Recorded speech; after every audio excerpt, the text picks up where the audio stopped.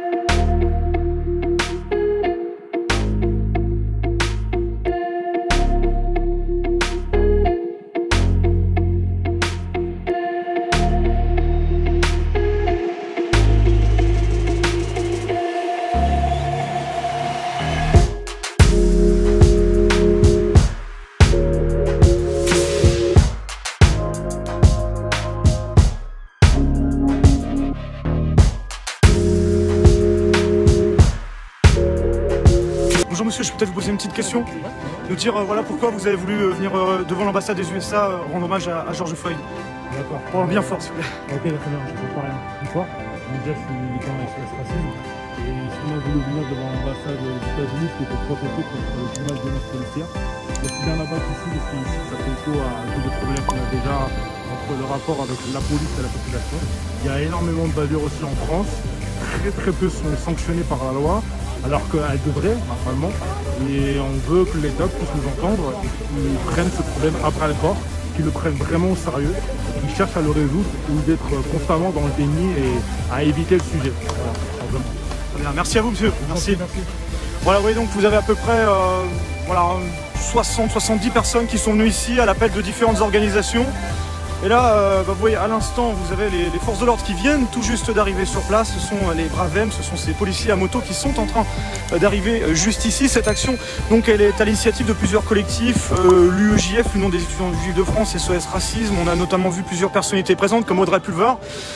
Des collectifs donc, qui luttent contre le racisme et puis de simples citoyens engagés justement qui voulaient rendre hommage à George Floyd. On rappelle, hein, c'est cet homme qui est décédé lors d'une interpellation policière il y a à peu près une semaine maintenant. C'était à Minneapolis aux États-Unis, une situation qui a embrasé les États-Unis depuis maintenant une semaine maintenant, où des manifestations, des émeutes se déroulent chaque soir désormais dans une grande partie du pays. Ça a commencé donc à Minneapolis, lieu où George Floyd est décédé quelques minutes après donc son interpellation, étouffé donc par un policier qui avait le genou appuyé sur lui.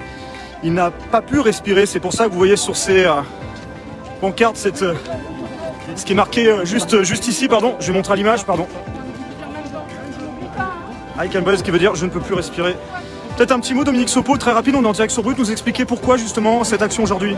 On a mené cette action tout simplement en hommage à George Floyd, en soutien aux militants antiracistes qui aux États-Unis depuis plusieurs jours luttent contre ce phénomène du racisme dans la police qui a coûté la vie à George Floyd, et aussi parce que eh bien, ça fait aussi des résonances ici en France. Il y a en France aussi une problématique de racisme dans la police que nous tenons aussi à noter parce que c'est quelque chose qui malheureusement, même si ce n'est pas avec la même intensité, ne nous est pas inconnu.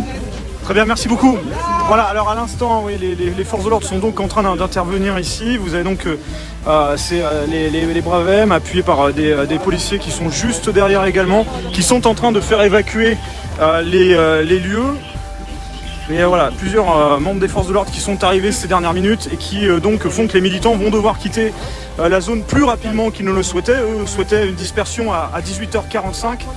Finalement, ça ne sera pas possible, la dispersion est donc actuellement en cours. Les forces de l'ordre qui demandent aux gens de reculer. Vous avez donc ces pancartes. Voilà, justice pour George Floyd, une semaine après ce qui s'est déroulé. L'ambassade des États-Unis, il est juste là. Alors vous ne voyez pas forcément l'image, mais il est juste derrière ces arbres. On n'est pas très loin du secteur notamment aussi de l'Elysée. Place de la Concorde, hein, c'est là où se trouve l'ambassade des États-Unis. Ils ont donc eh bien, symboliquement déposé un genou à terre. C'est cette image qu'on voit depuis quelques jours maintenant également aux États-Unis et qui est reprise symboliquement pour soutenir les proches, mais aussi soutenir ces manifestations aux États-Unis contre les violences policières.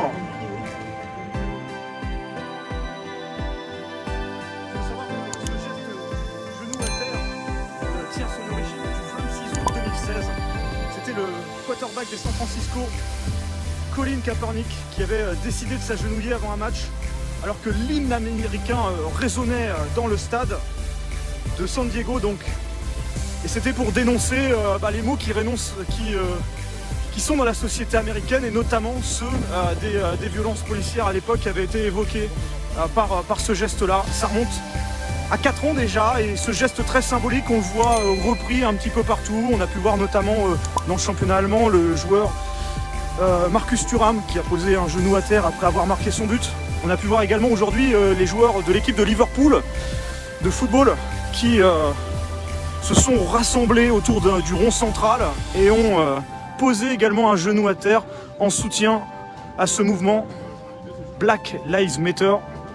Et ces manifestations qui se déroulent donc depuis 6 soirs consécutifs aux États-Unis, je dirais même 6 jours et soirs, parce que ces manifestations, elles ont lieu en journée, elles commencent en début d'après-midi et elles terminent parfois très très tard. Elles commencent souvent dans le calme et elles terminent souvent dans des conditions assez compliquées avec des incidents dans plusieurs villes.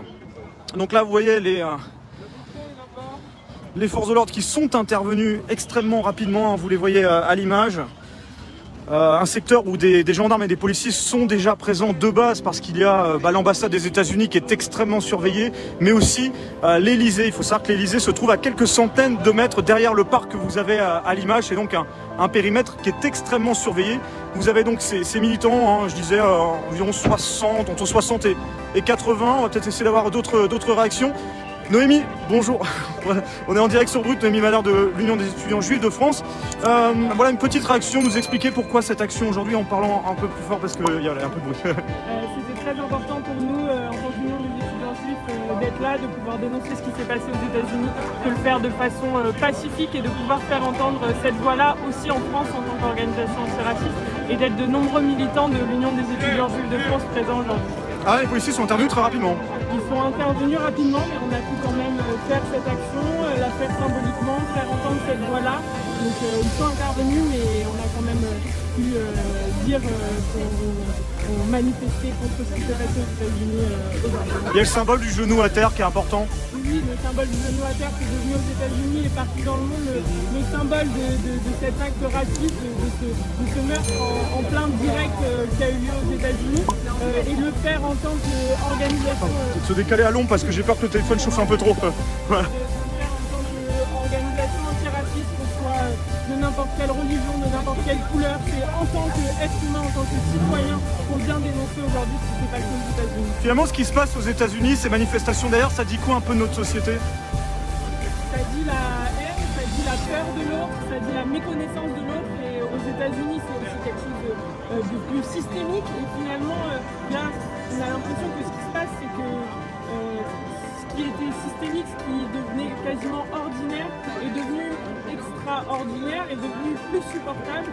Et du coup, c'est pour ça qu'à ce moment-là, les foules se déchaînent et qu'aux États-Unis, c'est des personnes noires, mais des personnes de toutes les couleurs, de toutes les origines qui manifestent dans la rue aujourd'hui. Et ça dit aussi la colère, en fait. Ah, merci beaucoup Noémie Madar, merci beaucoup.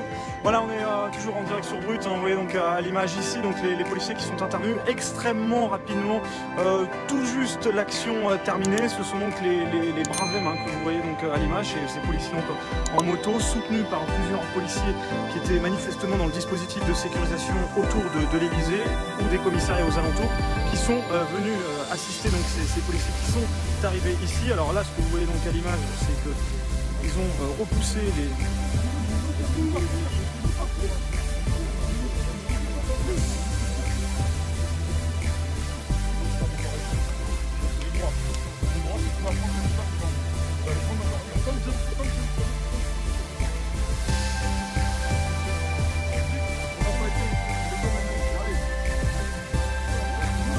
Qu'est-ce qui se passe, monsieur? On est en direct sur vous.